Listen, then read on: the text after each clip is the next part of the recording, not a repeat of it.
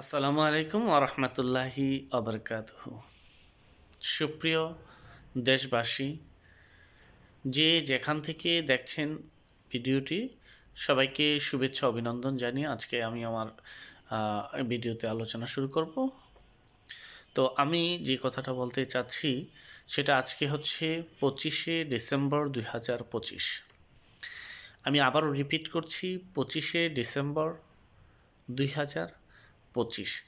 বাংলাদেশের ইতিহাসে এই দিনটি স্বর্ণাক্ষরে লেখা থাকবে, কারণ বাংলাদেশের একটি বৃহৎ রাজনৈতিক শক্তি, রাজনৈতিক দল, বাংলাদেশ জাতীয়তাবাদী দল বিএনপির ভারপ্রাপ্ত চেয়ারম্যান জনাব তারেক রহমান বিগত 17 বছর ফ্যাসিস্টদের নির্মম অত্যাচারের নির্যাতনে নির্বাসিত থেকে আজকে স্বদেশে প্রত্যাবর্তন করেছেন। সেই প্রত্যাবর্তনটা কেমন হয়েছে আমি বলবো না, আপনারাই অলরেডি ইতিমধ্যে মেজার করেছেন, আপনারা বুঝতে পেরেছেন।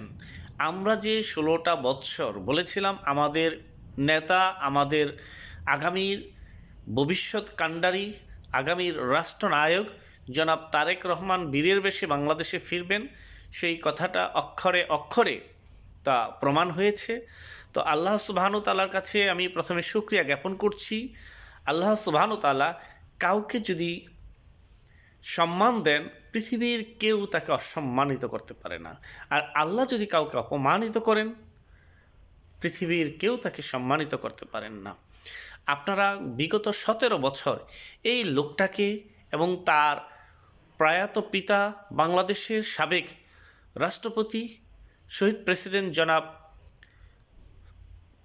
জিয়াউর রহমানকে নিয়ে আপনারা যে মিথ্যা প্রপাগান্ডা করেছেন, তাদেরকে কি লাঞ্ছনা গঞ্ছনা করেছেন, বঞ্চনা দিয়েছেন, বিষোদ্গার করেছেন, কই আপনারা তো এই দেশে থাকতে পারলেন না।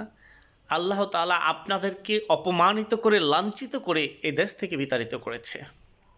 আর সেই ব্যক্তিকেই এই বাংলাদেশে লক্ষ কোটি জনতা কিভাবে বরণ করে নিয়েছে আপনারা অবলোকন করেছেন, দেখেছেন। আপনাদেরকে আমরা বহুবার বলেছিলাম ইতিহাস থেকে শিক্ষা নিতে, আপনারা নেননি। আমরা বুঝিয়েছিলাম ইতিহাস কাউকে ক্ষমা করে না। আমরা বলেছিলাম দাম্ভিকতা, ক্ষমতা চিরস্থায়ী নয়। আপনারা ক্ষমতার মোহে এতটা দাম্ভিক আর এতটা পাশবিক হয়ে গিয়েছিলেন, আপনারা ভিন্ন মতের মানুষদেরকে আপনারা কীভাবে নির্যাতন করেছেন, গুম করেছেন, খুন করেছেন, এবং দেশের সবচেয়ে বেশি যে কাজটা করেছেন, দেশটাকে আপনারা পৈতৃক সম্পত্তি বানিয়ে ফেলেছিলেন। জনগণের ভোটের অধিকারকে হরণ করে, বাংলাদেশের গণতন্ত্রকে গলাটিপে হত্যা করে আপনারা বিগত 16 বছর মানুষকে ভোটের অধিকার থেকে বঞ্চিত করে বাংলাদেশের সম্পত্তিকে অন্যায়ভাবে আপনারা দুর্নীতির মাধ্যমে নিজেদের করায়স্থ করে দেশের বাইরে হাজার হাজার কোটি টাকা পাচার করে এই দেশটাকে একটা তলাবিহীন ঝুড়িতে পরিণত করেছেন। একটা শূন্য রিক্ত একটা আপনার কোষাগার এই বাংলাদেশের জনগণকে রেখে আপনারা দেশ থেকে পালিয়েছেন। তো আমি আপনাদেরকে আবার এখনও আমি আপনাদেরকে অনুরোধ করব, প্লিজ আপনারা আপনাদের কৃতকর্মের জন্য অনুতপ্ত হন, দেশ ও জাতির কাছে ক্ষমা প্রার্থনা করুন। আপনারা বাংলাদেশের জনগণের কাছে যে জনগণের সাথে যে অন্যায় অবিচার করেছেন, জনগণের সাথে যে আচরণগুলো করেছেন, সেগুলো আপনারা অনুধাবন করুন। কি কাজগুলো তাদের সাথে করেছেন, যে অন্যায় অবিচার করেছেন, সেই অন্যায় অবিচারগুলোর জন্য আপনাদের আজকের এই ফল আপনারা ভোগ করছেন। আপনারা অপমানিত হয়ে, লাঞ্ছিত হয়ে এই দেশ থেকে পালিয়েছেন। এর চেয়ে লজ্জার, এর চেয়ে ঘৃণার আর কি হতে পারে? তারপরও আপনি দিল্লিতে বসে দেশকে অস্থিতিশীল করার জন্য অগ্নি সন্ত্রাস, আপনারা বিগত 16টা বছর যে নাটক সাজিয়ে বিএনপিকে ক্ষমতার বাইরে রেখেছেন, শুধুমাত্র একটা নাটক অগ্নিসন্ত্রাস, আপনারা নিজেরা ক্ষমতায় থেকেছেন, আপনাদের পুলিশ প্রশাসন, র্যাব, বিজেপি সব আপনাদের নিয়ন্ত্রণে ছিল, আপনাদের লাঠিয়াল বাহিনী ছিল, আপনাদের হাতুড়ি বাহিনী ছিল, আপনাদের ছাত্রলীগ ছিল, যুবলীগ ছিল। তারা ভিন্ন মতের মানুষের উপরে কি নির্মম অত্যাচার করেছে, হাতুড়ি দিয়ে পিটিয়েছে, হেলমেট দিয়ে পিটিয়েছে।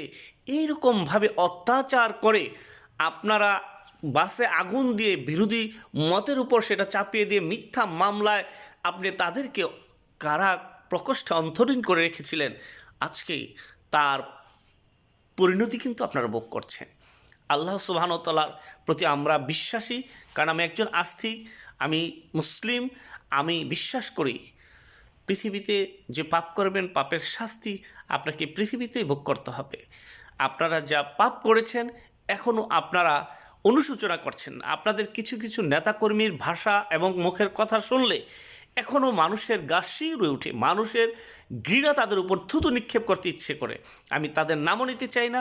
আপনাদেরকে করজোড়ে রিকোয়েস্ট করি, আপনারা দেখেন যাকে নিয়ে আপনারা সমালোচনা করেছেন, তুইতাকরি করেছেন, অনেক ধরনের অপমান অপবাদ দিয়েছেন, যাকে মূর্খ বলেছেন, যাকে অশিক্ষিত বলেছেন, যাকে কুলাঙ্গার বলেছেন, সেই ব্যক্তিকে আল্লাহ সুবহানাহু ওয়া তাআলা তাকে কোথায় সম্মানের আসনে বসিয়েছেন। আল্লাহ সুবহানাহু ওয়া তাআলা যদি চান আগামীর রাষ্ট্রনায়ক হবেন এবং আগামীতে দেশ পরিচালনার দায়িত্ব তিনি গ্রহণ করবেন। এটাই হচ্ছে আল্লাহ তাআলার হিসাব, এটাই হচ্ছে নিয়তি। অতএব নিয়তিকে মানতে শিখুন, বুঝতে শিখুন, এবং ক্ষমতা কারো চিরস্থায়ী নয়। অতএব কখনো দাম্ভিক হবেন না। আর আরও একটা রিকোয়েস্ট আমি আমার দলীয় নেতাকর্মীদেরকে রিকোয়েস্ট করব, অনুরোধ করব, প্লিজ অতীত থেকে আমরা যাতে শিক্ষা গ্রহণ করে আগামী দিনে যে আমাদের রাষ্ট্রনায়ক জনাব তারেক রহমানের ভাবমূর্তিকে যাতে আমরা নষ্ট না করি, আমাদের নেতার হাতকে যাতে শক্তিশালী করতে পারি, এই ধরনের আচরণ, এই ধরনের ব্যবহার এবং আমাদের কর্মকাণ্ড হবে। আমরা অতীতে যা ভুল করেছি সে ভুলের জন্য আমরা ক্ষমাপ্রার্থী। ভবিষ্যতে আমরা এ ধরনের ভুল করব না। আমাদের ভুলগুলো শুধরে আগামীর পথকে আমরা মসৃণ করতে চাই এবং আমাদের আগামীর দেশনায়ক জনাব তারেক রহমানের হাতকে শক্তিশালী করতে চাই। এবং এই বিষয়ে যারা আপনারা একমত অবশ্যই আজকে থেকে প্রতিজ্ঞা করুন, আমরা অন্যায় করব না। জনাব তারেক রহমান যে নির্দেশনা দিবেন সেই নির্দেশনা অনুযায়ী আমরা আমাদের কর্মকাণ্ড পরিচালনা করব, যাতে করে আগামীতে আমরা বিপুল ভোটে নির্বাচিত হয়ে আমাদের দলকে, আমাদের দলীয় প্রতিনিধিদেরকে এবং জনাব তারেক রহমানকে সংসদে পাঠিয়ে দেশ ও দেশের জনগণের কল্যাণে আমরা আত্মনিয়োগ করতে পারি, সেই প্রচেষ্টা করবেন, সেই দোয়া করবেন। আমি আর বেশি কিছু বলবো না, সবার কাছ থেকে বিদায় নিচ্ছি। ভালো থাকবেন, সুস্থ থাকবেন। আল্লাহ হাফেজ।